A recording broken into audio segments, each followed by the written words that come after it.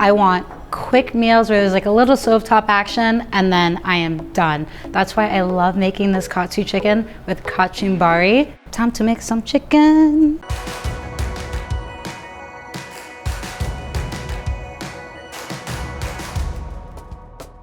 So kachumbari is kind of like a Kenyan salsa. It's tomato, onion, cilantro, you know, the same shindig. I'm gonna be using cherry tomatoes because they are sweet. And it's a really simple salad where I'm just gonna chop everything up and pop it in a bowl. Kind of the easiest cooking you can do. And I like these little multicolored ones because it makes the plate look happier. So kachumbari is a really kind of like staple condiment, if you can call it that. Is it a condiment or is condiment only a sauce? Anywho, perfect. All these halves, I'm just gonna pop them into a bowl. And next I'm gonna add some onion. Red onion aren't as, what is it, spicy? I don't know how to describe the onion flavor, but you know, certain onions have more aggressor to them. And because it's going in a salad completely raw, I don't want a big chunk of raw onion. So thin slivers. You can also dice it up if you want to, but I think it's pretty. It is all right to make cooking decisions purely based on aesthetic. Just make sure it's nice and separates it.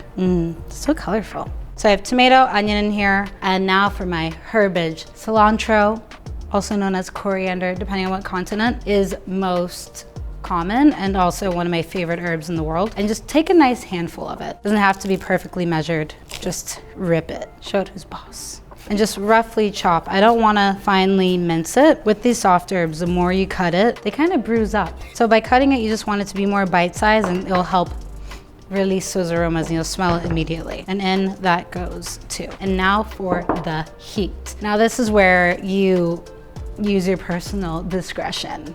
Full disclosure, I have made kachumbari too spicy for myself many of times, or I'm like afraid of it on the plate and I'm just kind of like nudge it off. So be very cautious. There's so many kinds of peppers you can use. This one is speaking to me of like, girl, we're gonna have some fun, but not too much fun because I'm not trying to sweat. To make it not as hot, you can also remove the seeds and membrane. The membrane's that spongy bit of a pepper that holds so much heat. People think it's just the seeds.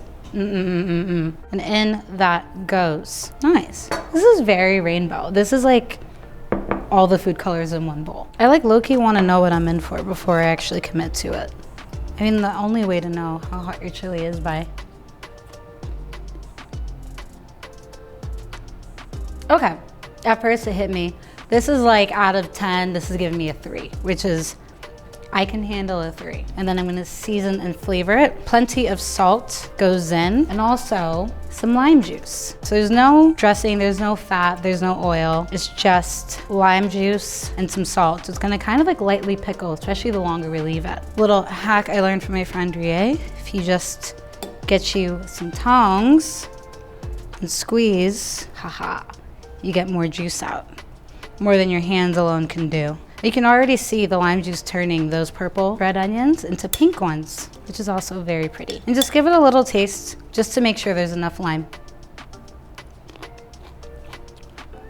That is good to go. So these are gonna hang out on the side, and now I can make the chicken. Chicken. I am using chicken thighs because they stay more juicy. They don't dry out as easy. So onto a cutting board, I'm lining it with some cling film to make cleanup nice and easy. I'm gonna put a piece right on top. I'm just gonna pound it until it's like really, really thin, like very thin, like incredibly thin. Now it's not like a measly piece of chicken. Now this feels like a good serving size. See, now it's a much bigger piece. I'm just gonna do this for all of my pieces of chicken. What's nice about cutting chicken really thin like this is that it will cook like that. I wanted to snap, but I have chicken fingers and I can't do it. But you get what I'm saying. All my chicken is thinly pounded and I just wanna like spread it out. Got to clean your hands between steps. Seasoning on the chicken is gonna be fairly simple because I'm gonna get some seasoning in the coating as well. So good amount of salt. Sprinkle, sprinkle, sprinkle. This is a good time to practice your chef sprinkle where you go from high and around. So you coat it evenly and wide. You don't get a big salt chunk on one piece. Gonna do some black pepper.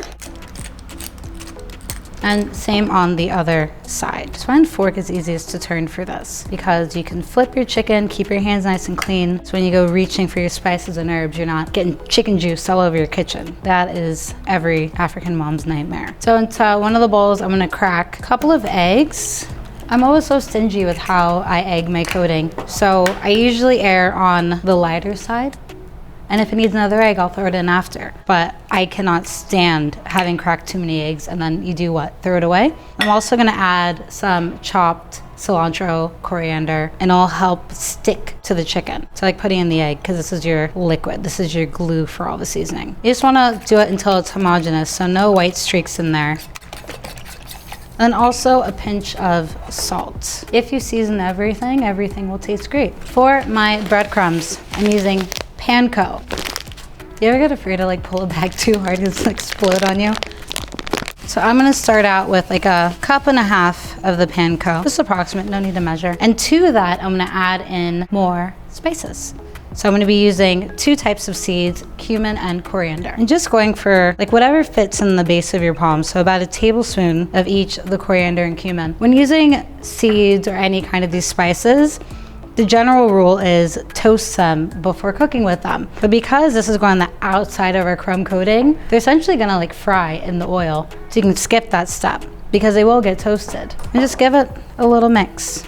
You just wanna make sure you have a good visibility of them. So if you mix your breadcrumbs and you're like, I don't see the seeds, add more. So I'm gonna start off with adding some flour to the chicken. And so you can create another bowl and dip it in flour. What I just do, and I find I use less flour this way, is just sprinkle it on top. Because what this is creating is something for the egg to stick to. So it's not really here for anything but function. You know, it doesn't have to be perfect. You just wanna make sure there's a light dusting of flour all over the chicken. And then you save 1 dish and probably put a whole cup of flour too. Now they see. Kiano, how you gonna make some chicken without no spice? See the spice now, you see it with your eyes. Come tell me no spice. So I have my floured chicken, goes into the egg. Just let it sit in there, flip it around. You see how those cilantro leaves will stick right to it. Just let it drip for a second before it comes in that panko and just lay it right on top. And I like kind of to bury it. This is my attempt to keep my hands clean while doing this, even though anyone who's ever crumb breaded chicken knows it's very hard. But I try. Again, make sure you get those corners. Edges are important. You never forget the edges. Don't forget your edges while doing your hair. And do not forget your edges while crumbing your chicken. Gently shake off the excess. I'm not trying to take it off. Just let any extra pieces fall. I'm just gonna rest it onto a little side plate and then continue with the remaining pieces of chickies. Now I like crumbing the chicken before I even heat the oil because it needs time to like hang out, you know? You're introducing all kinds of new elements to one another and they need to get associated before you make them commit. Otherwise, all of that seasoning will slide right off and all that hard work will go to waste. So all my chicken is crumbed. I'm gonna let it hang out while I get the oil ready to fry.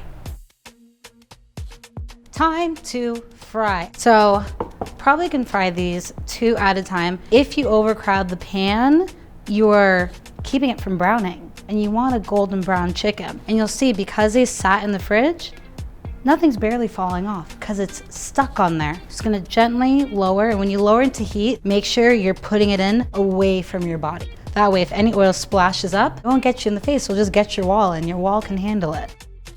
And I think you can squeeze 1 more piece in here. Tongs are the tool of choice. Light aerobics. Just while you wait.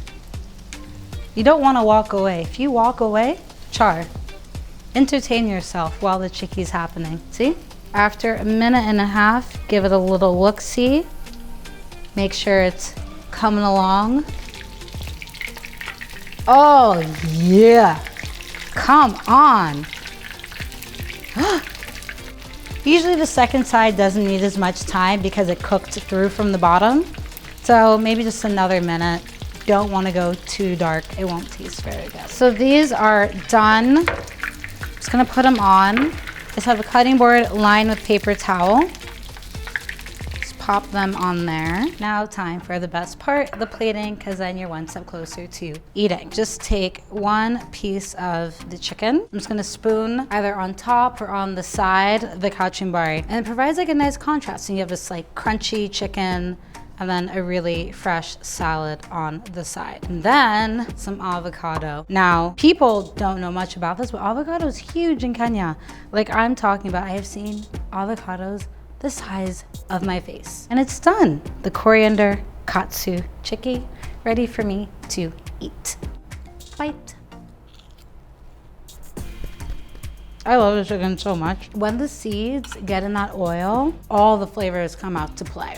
So it's just like, bam, Flavor City as soon as you bite into it. And that's it. This is the most blissful piece of chicken you can ever make. Eat it by itself, put it on a sandwich, be merry. Sede for now.